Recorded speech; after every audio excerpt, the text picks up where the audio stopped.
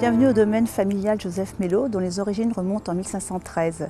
C'est Pierre-Étienne Melot qui écrivit la première page de notre belle histoire vigneronne. Puis en 1698, on retrouve César Melot qui fut conseiller du roi sous Louis XIV dans le choix de ses vins. Et depuis, de génération en génération, les Melot sont transmis un savoir-faire unique, toujours avec la même passion, élaborer des grands vins de Sancerre. Et puis au fil des années, notre famille a voulu développer un domaine dans les appellations voisines. C'est ainsi que nous avons un vignoble en Pouilly-Fumé, en Côte-du-Génois, en Maine-Tout-Salon, en Quincy et en Reuilly. Nous pouvons mettre en évidence toutes les grandes qualités du Sauvignon sur les différents terroirs que nous rencontrons dans cette belle région.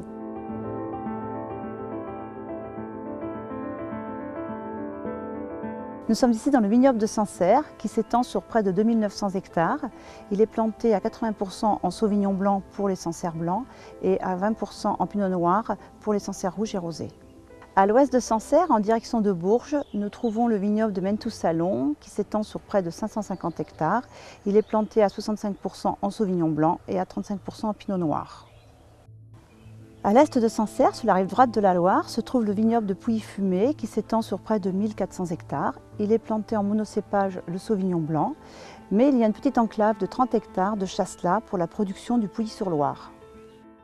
Au nord de Pouilly-Fumé, nous trouvons le vignoble des Coteaux du Génois qui s'étend sur près de 196 hectares le long de la Loire. Ce vignoble est planté à 50% en Sauvignon blanc et à 50% en Gamay et Pinot noir.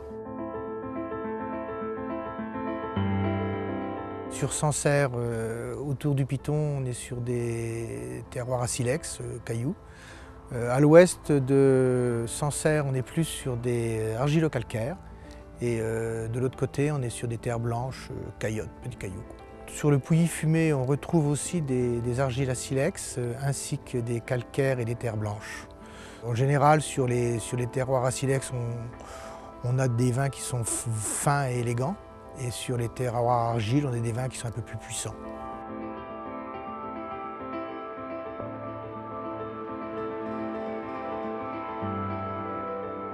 Quincy et Reuilly sont de petits vignobles de Val-de-Loire.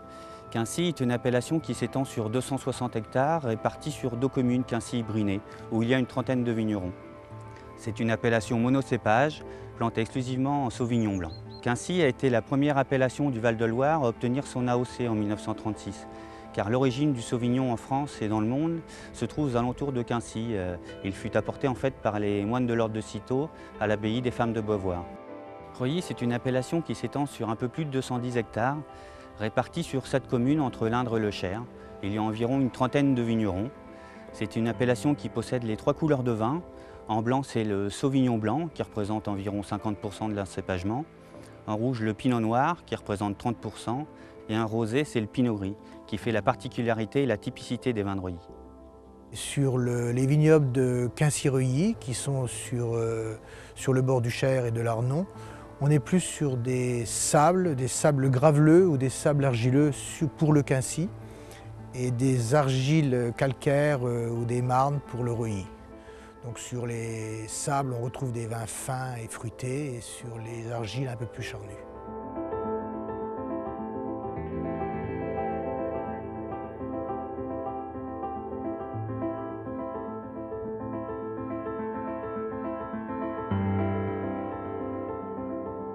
Nous voici au mois de janvier, donc en pleine période d'hiver, la période propice pour la taille de la vigne.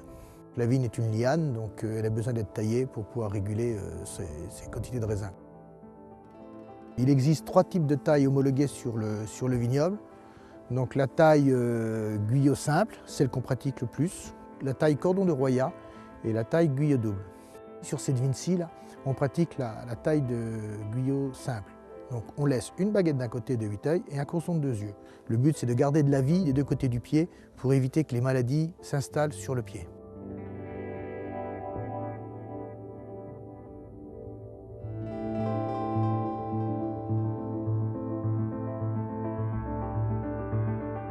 Les vignobles Joseph Melot ont obtenu la certification agriculture raisonnée. Ils se sont engagés à respecter le cahier des charges, à travailler les vignes dans le respect du terroir et de l'environnement. Tout ça sous base d'observation. On observe avant d'intervenir. Le travail du sol peut être soit en profondeur, Donc aérer les sols permet de favoriser l'enracinement et la vie microbienne, ou plus superficielle, ce qui équivaut à un désherbage mécanique, donc de lutter contre les mauvaises herbes. Il y a aussi des vignes enherbées. L'enherbement évite le ravinement et aussi permet d'avoir un peu de concurrence pour la vigne sur les vignes trop vigoureuses.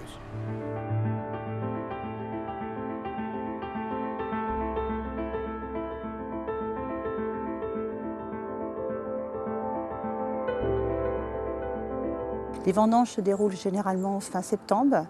Nous vendangeons une partie à la main, une partie à la machine. Ça fait très longtemps que nous utilisons la machine à vendanger, depuis les années 90. Donc nous avons appris à savoir mener notre vignoble pour que la machine rende un très beau travail. Les vendangeurs à main interviennent souvent pour des parcelles plus délicates, pour les vendanges des pinots noirs.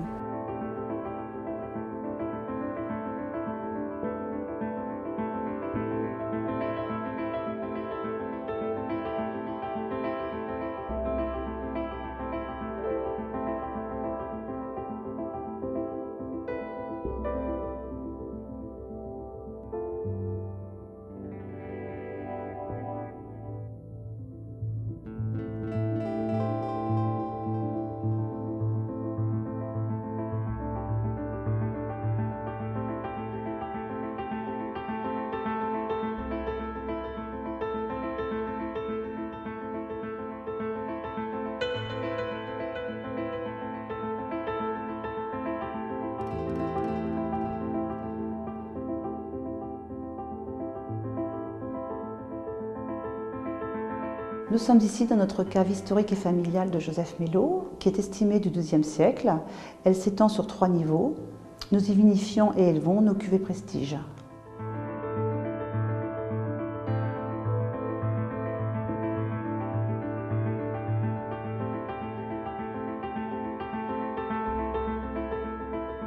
Nous apportons un soin tout particulier pour le choix des bois de nos barriques.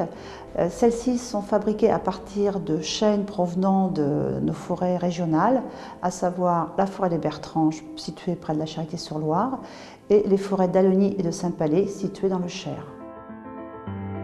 Nous travaillons en étroite collaboration avec des tonneliers de la région pour adapter les chauffes à nos cuvées. Pour le Sauvignon, nous privilégions des chauffes moyennes à moyennes légères et pour le Pinot Noir, des chauffes moyennes à moyennes plus.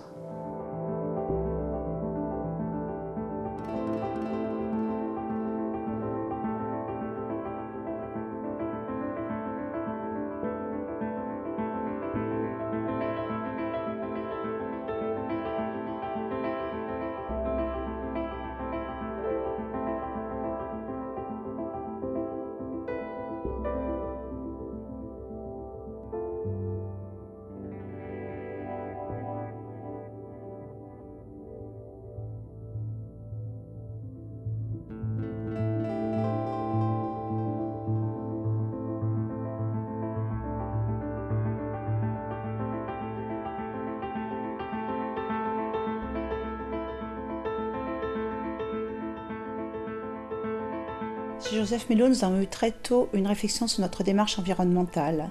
En 2009, nous obtenions la certification d'ISO 14001. Nous étions le premier domaine du Centre-Loire à recevoir cette certification. Et en 2010, c'est la qualification d'agriculture raisonnée que nous obtenions pour nos travaux dans les vignes.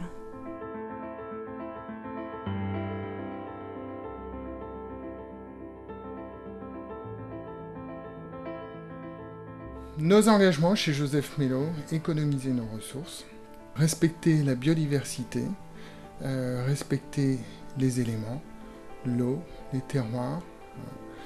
Ce sont nos outils de production.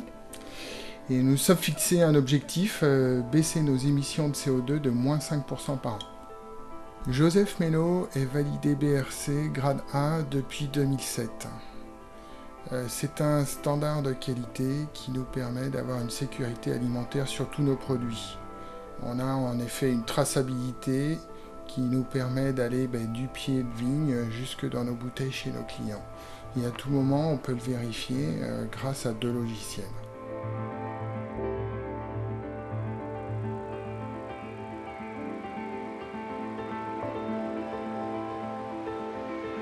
Notre philosophie dans la famille est de produire des vins authentiques, des vins de plaisir que nous souhaitons partager avec les grands amateurs.